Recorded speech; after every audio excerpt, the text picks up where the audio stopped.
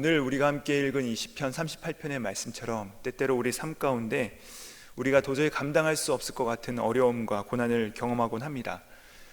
그럴 때면은 우리 마음 가운데 드는 마음은 마치 하나님께서 나로부터 등을 돌리신 것 같은 그런 감정이 들 때가 있고 또 당황스럽기 그지없습니다. 이러한 고난과 답답함이 길어지면 정말로 우리의 이런 의심들은 확신으로 치닫게 됩니다. 하나님께서 정말로 나를 버리신 것은 아닌가, 내가 그동안 걸어왔던 이 믿음의 여정은, 이 길은 내가 혹시나 잘못된 길로 들어선 것은 아닌가 하는 그런 낙심이 빠지기도 합니다. 이러한 상황 가운데서 오늘 본문 말씀 이 시편 38편이 이 고난 가운데 이 파선한 자와 같이 우리의 영혼 가운데 완전히 멸망한 것 같은 우리의 심령 가운데 그럼에도 불구하고 하나님의 뜻이 무엇인지에 대해서 알려주는 말씀이 바로 이 오늘 본문 말씀 38편이라 할 수 있습니다. 우리가 소망이 없는 자처럼 느껴질 때 우리가 조심해야 될 것은 우리가 포기해서는 안 되는 것입니다. 이것이 나에게만 일어난 아주 특별한 징벌이라고 생각을 해서는 안 되는 것입니다. 하나님께서 우리에게 성경을 주셔서 이 성경 말씀 가운데 수많은 역사적 사건과 인물들을 등장시키면서 우리 하나님과 교제하고 또 관여했던 그 인생들의 이야기를 알려주시잖아요. 요셉도 그리하였고요, 또 모세도 그리하였고 엘리야도 그리하였고, 심지어 우리 주 예수 그리스도께서도 오늘 우리가 함께 읽은 이 시편 38편의 기도처럼 하나님 앞에 완전히 망한 것 같은 심정으로 그 치듯과 같은 암흑의 시간을 보내셨습니다. 성경에는 이와 같은 경험을 주로 광야에 빗대어서 설명하곤 합니다. 이 광야는요, 근데 나에게 주신 징벌이 아니라, 우리를 망하게 하려는 것이 아니라 우리로 하여금 또 다른 그 하나님과의 깊은 교제로 인도하는 통로가 되는 것입니다. 그래서 이 광야는 어찌하면 이 하나님과의 새로운 관계로 나아가는 그 길을 품고 있는 은혜의 초청이라 할 수 있습니다. 자, 왜 이렇게 그 버림받은 자와 같은 기도가 우리한테 필요할까? 먼저 이 기도는 비로소 우리가 이 믿음이라고 하는 길에 들어서게 하는 동기가 됩니다. 오늘 함께 이 말씀을 다시 한번 들여다보시겠습니다. 1절 말씀입니다. 우리 함께 읽어보시겠습니다. 시작. 여호와여, 주의 분노하심으로 나를 책망하지 마시고 주의 분노하심으로 나를 징계하지 마소서. 지금 다윗은 하나님께서 자신에게 분노하심으로 책망하신다라고 말합니다. 또 주님께서 저를 징계하였고 그로 인하여서 제 뼈와 살이 완전히 어그러져 내렸습니다, 완전히 무너졌습니다 라고 계속해서 노래하고 있는 것을 우리가 볼 수 있습니다. 정말 완전히 파선한 자와 같이, 완전히 망한 자와 같은 심정으로 이 하나님 앞에 나아가고 있는 것이죠. 그런데 이러한 기도가 놀랍게도 이 하나님의 마음을 알게 하는 신호가 됩니다. 여러분께서 병원에 가보시면, 또 드라마 같은 데서 보시면은 중환자나 참으로 위독한 자가 그 옆에 보면은 그 사람의 생명이 어떻게 진행되고 있는가를 보여주는 사인이 있습니다. 바이탈 사인이라고 하는데 그것이 위아래로 왔다 갔다 하죠. 이처럼 우리가 때로는 올라가기도 하고 내려가기도 하는 것은 하나님께서 우리 가운데 그 하나님의 마음을 알게 하시는 생명 신호가 된다는 것입니다. 왜냐하면 방금 말씀드렸듯이 이 광야의 기도가 비로소 우리가 믿음으로 나아가게 하는 그 출발점이 되기 때문에 그렇습니다. 이 다윗의 기도가요, 1절부터 무려 14절까지 정말 쉬지 않고 자신의 비참한 상황, 이 완전히 망한 것 같은 그런 비참한 상황들을 생생하게 나열하고 있는데, 돌연 자신의 탄식과 바로 이어서 15절에 보시면 자신의 형편을 구체적으로 묘사하는 내용을 말하지 않습니다. 15절에 이르러서 그가 보시면은 그가 뭐라고 고백하냐면 하나님께서 응답하시고 건져내실 것을 고백하며 나아갑니다. 이렇게 말씀하십니다. 여호와여, 내가 주를 바라옵사오니 내 주 하나님이 내게 응답하시리이다. 이 시인은 자신의 이 비참한 현실 속에서 돌연 하나님의 약속을 기억하는 것이죠. 지금은 광야 한가운데 던져진 것 같은 그 상실감 가운데 있지만, 이 시인은, 다윗은 반사적으로 우리 하나님께서는 어떤 분이신지에 대해서 그가 반응하고 있는 것입니다. 그럼에도 불구하고 이 기도하고 있는 자, 이 다윗의 현실은 바뀌지 않았습니다. 왜냐하면 그 다음에 바로 등장하는 16절부터 이어서 보시면요, 여전히 자신을 대적하는 자들이 많고 19절에 보시면 심지어 이렇게까지 얘기합니다. 내 원수가 활발하며 강하고 부당하게 나를 미워하는 자가 많으며. 사랑하는 성도님들, 우리도 이런 경험들 다 해보지 않으셨습니까? 우리가 기도는 하는데 우리의 기도하는 현실은, 그 상황은 바뀌지 않습니다. 어쩌면 그 현실은 요셉의 깊은 웅덩이처럼 그 지하 감옥으로 끌려 내려가는 것 같고, 어쩌면 우리는 모세처럼 자신의 그 왕자의 시절을, 그 기억은 온데간데 없이 이 광야에서 모든 힘을 잃어버린 노쇠한 모습으로 남아있는 자신의 모습을 발견하고는 합니다.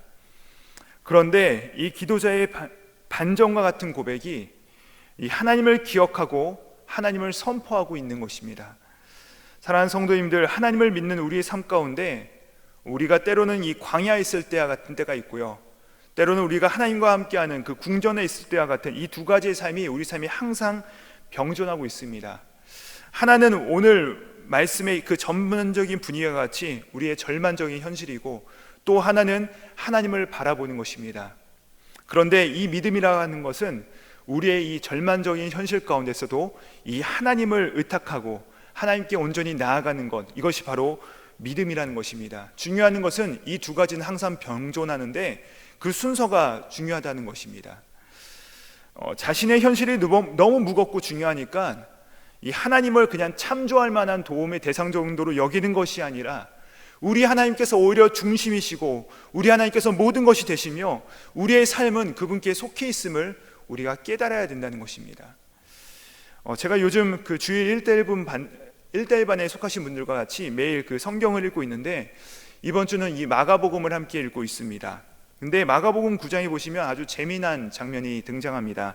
바로 여러분도 잘 아시는 이 변화산 사건입니다. 베드로와 또 야고보와 요한이 예수님과 함께 높은 산에 올라갔습니다. 근데 거기서 놀라운 신비 체험을 하죠. 모세와 이 엘리야가 나타나고 그 앞에서 예수님께서 변화되셔서 광채가 빛났습니다. 정말로 신비한, 정말 세상과 나는 간 곳 없고 오직 구속한 주님만 보이는 것 같은 놀라운 체험을 한 것이죠. 그런데 그 놀라운 경험을 했을 때 이 베드로의 즉각적인 반응은 무엇입니까? 여기가 좋사오니 자기가 여기다가 초막셋을 짓겠다라고 하는 것입니다. 그러자마자 나타났던 엘리야와 모세는 온데간데 사라지고 이 예수님만 보이고, 이 예수님은 다시 이 셋을 데리고 나서 거기에 머무시지 않으시고 산 아래로 내려오십니다. 그런데 산 아래는 어떻습니까? 산 아래는요, 신비한 경험이 없습니다. 산 아래는 현실과 좌절이 있습니다. 산 아래 갔더니 그들이 봤던 장면은 무엇입니까? 그 남은 9명의 제자들, 2년 가까이 예수님의 가르침을 듣고 예수님의 변고침과 그 죽기와 그 오병이어와 칠병이어의 기적을 보고 동행하며 경험했던 이 9명의 제자들이 귀신 들려가지고 그 간질병에 고통받고 있는 어린아이를 치유하지 못한 채 실패한 모습으로 또 절망하는 현상이 바로 그들의 현실이었다는 것입니다. 여러분, 믿음이라는 것은 산 위에서 필요한 것이 아닙니다. 그렇죠? 하나님께서 신비한 현상 중에 우리 가운데 나타나실 때 우리 가운데 믿음이 왜 필요합니까? 보이는데요. 진짜 믿음이라고 하는 것은 신비한 가운데 나타나신 이 예수님이 나타나지 않으실 때, 엘리야와 모세가 우리 가운데 보이지 않을 때, 산 아래서 나는 열심히 기도했지만 응답하지 못하였을 때, 이 어린아이를 위해서 안수하고 통성기도하고 40일 금식 기도했으나 내 삶 가운데 아무런 변화가 일어나지 않았을 때, 그때야 비로소 우리의 믿음의 삶이 시작되는 것입니다. 나는 아니요 오직 주님만을 의지하며 나아가게 된다는 것이죠. 이 어린아이의 발달 과정을 보시면 이 영아 시절 가운데 발달하는 감각기관이 있습니다. 그것을 일컬어 대상 영속성이라고 부릅니다. 아주 어렸을 때는요, 눈에 보이는 것이 존재하는 것이고 자신의 눈에 보이지 않으면 사라졌다고 생각합니다. 예를 들어 이런 것이죠. 어린 영아가 자기가 가지고 있던 공을 놀다가 이게 대굴대굴 굴러가서 커튼 뒤로 넘어갑니다. 그러면 그 영아는요, 그것이 눈에 보이지 않으면 그 공이 없어졌다고 생각을 합니다. 아직 발달하지 않은 것이죠. 아직 성장하지 않은 것입니다. 근데 이 영아가요, 자라고 나서 유아가 되고 또 청소년이 되면은 자신 눈앞에 보였던 그 공이요, 설사 커튼 뒤로 넘어가고 아니면 소파 밑에 들어갔다 할지라도 뭐라고 생각합니까? 공이 있다는 것을 분명히 인식을 합니다. 공이 있다는 것을 분명히 기억을 하는 것이죠. 성장한 것입니다. 저는 믿음도 그러하다 생각합니다. 믿음도 하나님께서 때로는 커튼 뒤에 숨겨져서 안 계신 것 같을 때, 우리의 절망 가운데 아무것도 안 보일 때, 이 세상이라는 광야 가운데 나 혼자 덩그러니 던져진 것 같을 때, 그때 바로 그 고통과 그 검은 구름 뒤편에 하나님께서 여전히 우리와 함께 하신다는 사실을 믿는 것이, 아는 것이 바로 믿음 아닙니까? 그래서 히브리서 11장 1절을 보시면 이렇게 말씀하시죠. 믿음은 바라는 것들의 실상이요 보이지 않는 것들의 증거다라고 말씀하시는 것이죠. 하나님께서 왜 우리를 광야로 초청하십니까? 왜 그렇죠? 그때야말로 비로소 우리가 눈에 보이는 상황이 아니라, 그 현실이 아니라 우리와 함께 하시는 그 임마누엘의 하나님, 그 주님을 붙들고 살아가도록 이끄시기 위하여서 이렇게 내쳐진 것 같은 상황 가운데 내버려 두시고 우리를 기도로 초청하시는 것입니다. 그제서야 우리는 깨닫게 되는 것입니다. 이 광야, 하나님께서 우리를 초청하시는 이 광야는 우리가 지나가는 것뿐만 아니라 본질상 내가 광야였다는 것을 깨닫게 되는 것입니다. 이 말씀들을 살펴보시면요, 시인의 삶은 정말로 비참함에 절절하게 자신의 삶을 쏟아놓습니다. 정말 광야 같아요. 텅 빈 산 같습니다. 이전까지는요, 내 삶이 이렇게까지 보잘것없으면 하나님 앞에 나오지 않았습니다. 시인뿐만 아니죠. 우리도 마찬가지입니다. 우리의 사업이 승승장구하고, 우리 자녀가 공부도 잘하고 막 1등하고요. 그리고 우리 부부 가운데 아무런 문제가 없으면 나 은혜 받았습니다 라고 마음껏 자랑하고 간증할 수 있었습니다. 그러나 요즘과 같이 이 코로나로 인해서 우리의 모든 허울이 다 드러나고 우리가 다 흔들려 버린 것 같은 이때, 정말로 광야라는 것을 깨닫고 난 후에는 우리 삶 가운데 자랑거리도 없어집니다. 사업도 휘청거리고, 우리 말 잘 듣던 자녀들도 말을 안 듣고요, 엇나가는 것 같은 느낌이 들고요, 또 부부간의 갈등이 깊어지는 상황, 이러할 때 이 상황을 우리 하나님 앞에 제물로 올려드릴 수 있느냐라고 주님께서 물어보고 있는 것입니다. 하나님께서 우리에게 요구하는 것은 어떤 것입니까? 우리의 어떠함입니까? 우리의 자랑입니까? 아니죠. 또 다른 시편에 보시면 그 시편의 말씀처럼 하나님께서 구하시는 것은 상한 심령이라, 우리의 상한 심령을 그대로 하나님께 내어드리는 것입니다. 마치 모세가 광야에서 하나님과 마주했을 때, 그가 하나님 앞에 마주했을 때 80세의 노인이 모세의 손에 든 것이 무엇이냐라고 주님께서 물어보셨을 때, 내 손에 든 것은 학식입니다. 내 손에 든 것은 왕자라고 하는 이 권력입니다. 내 손에 든 것은 이 젊음이라고 하는 힘입니다 라는 것이 아니라, 네 손에 든 것이 무엇이냐라고 했을 때, 지팡이 하나였을 때, 하나님의 도움만을 구하는 그 심령을 가지고 그분 앞에 나오게 되었을 때, 그랬을 때 비로소 정말 망가진 것 같은, 이 파산한 것 같은 우리 삶 가운데 주님께서 관여하기 시작하는 것이죠. 하나님께서 우리에게 이 내던진 자 같은 기도를 하게 하시는 것은 우리가 하나님의 그 놀라우신 초대 가운데 이끄심을 받기 위하여서 우리를 초청하시는 것입니다.